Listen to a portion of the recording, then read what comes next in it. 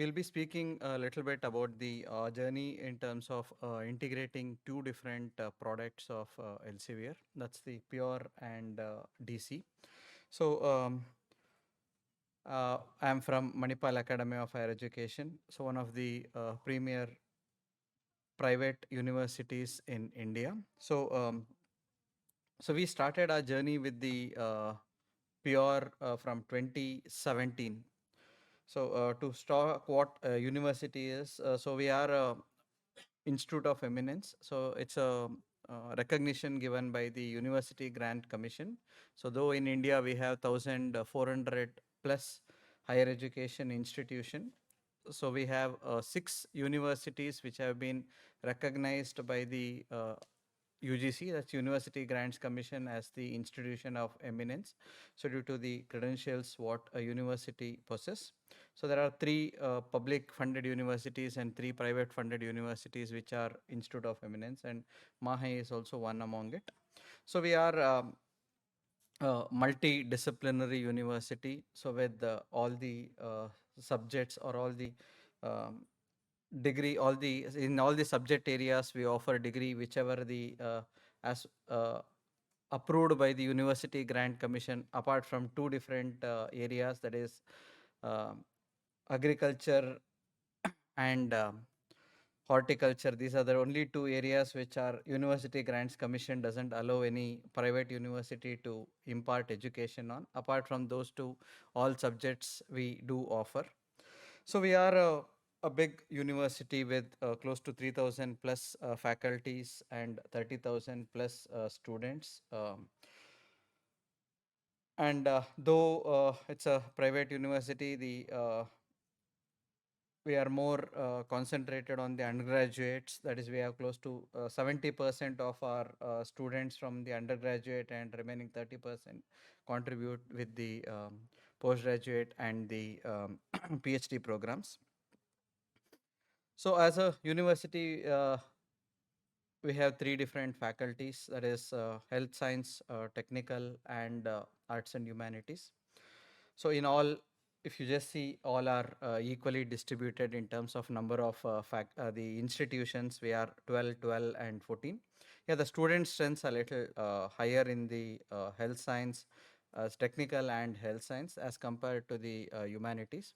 But yeah, in terms of faculty numbers, almost all are same, almost all are equal.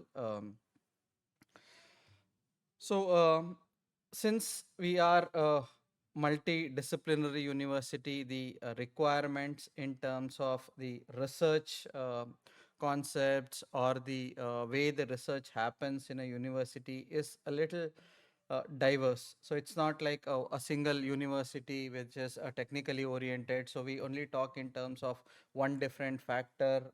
So only the journal publications are important, or only the grants are important, or the innovations are important. No, it's not like that, because we are also talking in terms of a medical school. So though we have 3 medical schools, so for them clinical things, clinical trials, so all those things become a primary requirement.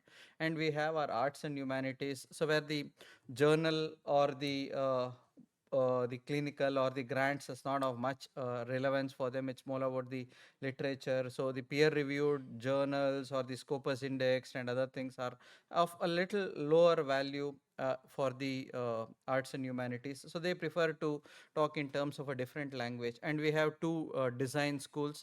So for them, it's more of the design studios, the uh, literature in terms of the images, pictures, videography. So all those things are quite important.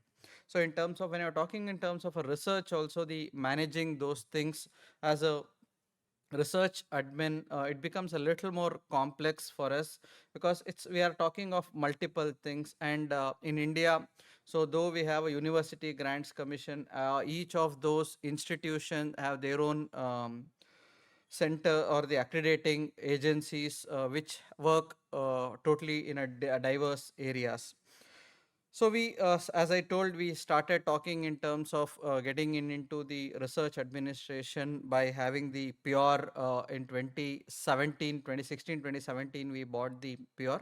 But it took a little time for us because as we were a little diverged, and then the bringing in all the things. So by 2019, I think we were full fledged in the use of Pure. So as of today, we have close to 2000 plus faculty profiles which are there, and close to 40,000 publications which goes in into the profile.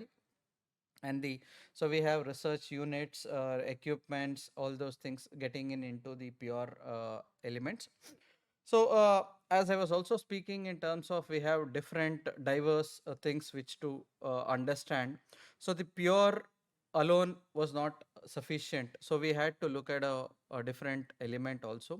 So, that's where in 2020, 2019, 2020, we procured the DC for the institutional repository. So, wherein we started, the main reason for this is, so as I was telling, so we have different needs from different institution. It's not just only in terms of a peer reviewed journal, or it's or not a conference proceedings. So we wanted much more, and DC was one thing which helped us in bringing a lot more institutional content, a non peer reviewed, non indexed kind of a thing. So which is helping our other institutions apart from the science and technology, like arts, humanities, design school.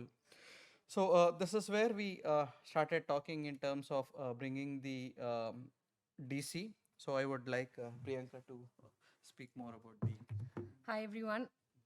Hi everyone. I'm always very wary to stand behind the podium because of my height, but I guess it's okay.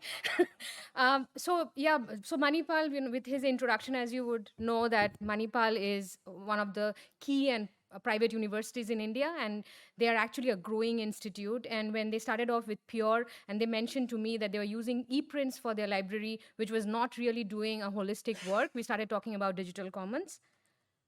And the key reason why they chose digital commons was not just talking about the journals per se, because journal was one of the reasons, but main was how to bring non-scholarly content into Pure, how to create an impact metric around the non-scholarly content. So that was important. And that's when their journey with digital commons started. And as you can see in the slide that we talk about, we put it in different buckets. So digital commons was used to cater to the needs of the faculty requirement, the student requirements. There were a lot of student journals, student activities, student theses. They also wanted to use at it digital commons as a showcasing platform where they could showcase and also use it as a great platform to showcase the experience of alumni network so that new recruitment could happen. So all of that was a very unique use case which with Pure was not able to do, and DC was able to perform. And as you can see, this is a screenshot from their digital commons site, that they have a huge lot of collections. So they started with 6 journals. They are all peer-reviewed journals in the medical science division. They also have faculty profiles. They have student journals, scholarship work. They very nicely synchronized. Our consultants did a great job in how nicely these content are structured within the digital commons infrastructure. So this is one of the collections, details of all the collections that MAHE had. And then it was also important for them not just to have the content, but also to understand that are these content reaching to the wider audience? Because one reason was, okay, fine, I have non-peer reviewed content, non-scholarly content, but are there audience for it outside of my university? And I think with the digital commons dashboard, and this slide actually captures the screenshot of those dashboards, you will see that within a span of 1.5 years, they were able to import more than 8,000 content into the platform. The increasing trend in the download year on year for all the content. The content was being reached by more than 146 countries, which was getting downloaded from different institutions across different types of organizations. And I think that kind of boosted the experience of MAHE, and they were really excited and they wanted to grow on DC. And then the whole aspect of DC and Pure integration discussion started. A quick look before we move into the integration part, also in terms of how was their Pure portal doing. So if you look at the traffic, you will see that, year on year, there's a growth in the traffic. And, although on the right side, the graph it doesn't show the growth, but it's only for 3 months, where you will see that during the weekdays, there were great number of entries who were actually visiting their sites in terms of accessing content from the Pure. So what we did here now is we showed you the impact metrics across both the platforms. And then we are going to talk to you about one of the key features of Pure that Mahe uses, which is the reporting. And I'll hand over to Santosh sir. Yeah. So the main idea of why we had to integrate both the products is, so as I was talking, like we had to submit a lot of reports, data to the accrediting agencies or the regulatory agencies. So earlier, we what we used to do is we used to collect the excels, share it with the institutions, take the data. So now we already have a lot of content in terms of theses or in terms of your research studios, especially our architecture students.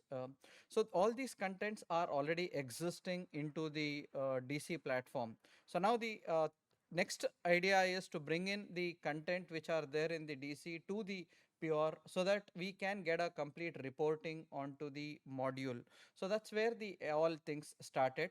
Yeah, we are looking at a lot of improvement or the enhancement. So we are also trying to talk to people, so that talk to the Elsevier people, so that we can get a better reporting structure, because the needs for an Indian institution is a little different.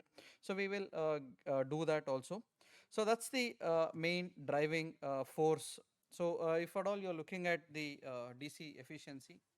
Yeah, so we looked at the impact metrics, and now the question is that why did they choose DC? Apart from the fact that it was able to enable them to host content which are non-scholarly and a wide range of variety. They also wanted to understand that is it a next generation repository, which is better than ePrints. And I think the idea that there were so many embedded tools within DC in terms of harvesting from Scopus, from Orchid, from PubMed, there were dashboards, there were impact metrics, all of that created a very unique experience for Mahe in terms of using the platform for hosting the content. Sorry if you find me fast. I am from that part of India where we talk very fast, and not that I'm very nervous, but I'm also conscious of the time. And then we have Pure and DC integration, and this is where the content was flowing out from Pure, from DC into Pure, and was being showcased. And you can see that we talked about data research, related research from the student theses, which was being captured. There were reportings which were being moved from DC into Pure, and they also moved a lot of content from Pure to DC, which is not now automatically done, but they do it, manually. They are trying to push content into there. A very quick look, we talk about DC in terms of bringing visibility, and you will see that when you are part of DC is being subscribed by more than 650 institutions globally. So when they put the content in the DC platform, it becomes part of the DC network. And I have picked up one of the top downloaded papers of Mahe from Digital Commons. It has 680 plus downloads, and it is part of the Nursing Commons network. And you will see that Mahe is highlighted, which is Manipal Academy of Higher Education, is highlighted as one of the key institution contributing towards the Nursing Commons. And I think what I always believe, that the fact that these non-scholarly content, when you put it on DC, you already have an assured audience, right? Because you're part of this big network of other institutions who are using it. And I think that brings in a lot of visibility for the content. And that brings end from my side, and I'll invite for the last slide, Dr. Santosh. Yeah, so this is the further steps which we are looking at. So as we have been listening since with many speakers, that a lot of things are also in pipeline with regard to the integration of the Pure and DC. So many things are single line communication, so it should become a two-way communication. So that's the things which I am also expecting. So a lot of things in terms of DXC, DCS scrollings, journal designing, so outbound Pure integration. Now it's more of a inbound. So we're looking at a two-way communication between a DC and a Pure. So what I usually we do is do the harvesting and put it onto an do a bulk export, push everything into Excel and then take it back. So that's what we are doing in terms of the Pure talking to the DC. So we expect if this is done, so for us a lot of things happens in terms of the student thesis, and also like we have a university grants commission journal, this, so along with the Scopus index journal or crossref journal. So we have a lot of journals which are and these are more of a Indian language journals. So a lot of these are there. So it's like close to 35,000 plus journals are there, which are not Scopus index, which are not even Google Scholar indexed. Also, they are more of languages journals. So a lot of researchers publish in those journals. So if at all we are pushing in terms of so now as of now we are pushing everything onto the DC. So once this is done, we can talk between the pure and the DC. So that's where we are all about. So thank you, and we are ready to.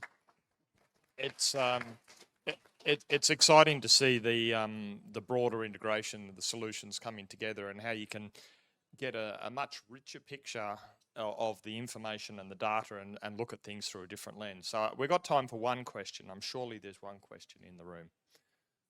Yeah, there is. Here we go. Thank you for your presentation. I was wondering, you told that there are that there's a stream from DC to Pure and also from Pure to DC. What information is exported from Pure to DC? Sir, as of now, Pure is not speaking to DC.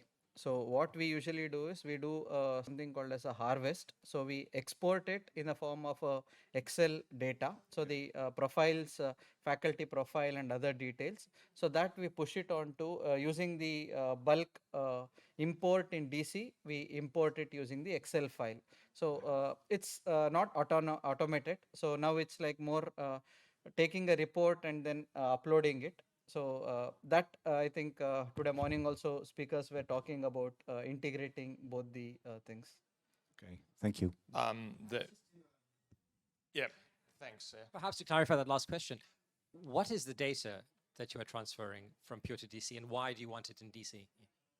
So what are the elements? Mainly, when you are looking in the Pure to DC, what we are talking is in the Pure we have the imports which are coming in terms of the Scopus profile, Scopus publications and other things. So the open access content, what we are more concentrating is open access content. So once it comes onto the Scopus, so from Scopus to Pure it is coming. So we are trying to see that if that can be pushed onto the DC, and so that we can also add the faculties, can also add the backend data to that.